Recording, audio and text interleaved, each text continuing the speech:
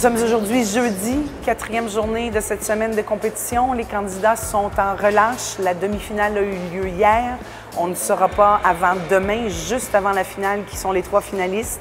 Donc, les candidats essaient de se reposer, de relaxer, suivent des classes de maître toute la journée. On en profite, nous, pour vous faire un petit topo sur ce qui s'est passé exactement pendant la demi-finale hier.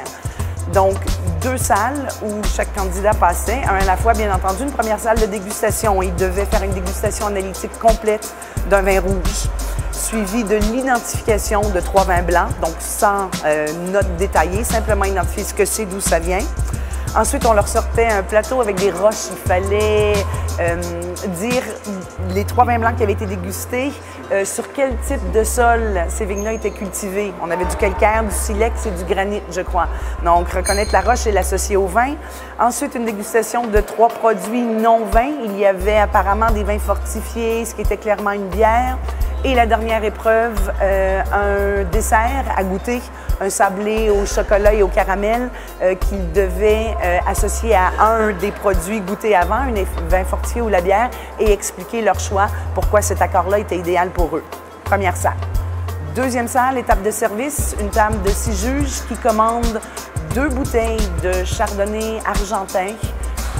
Et ils aimeraient que le sommelier les aère avant de les servir. Petit piège dans la mise en place, une des bouteilles était bien fraîche, l'autre ne l'était pas.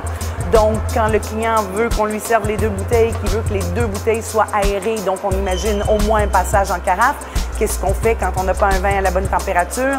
Les candidats ont réagi de façon très différente. Donc, ça va être très intéressant de voir qu'est-ce que les juges recherchaient vraiment sur cette épreuve.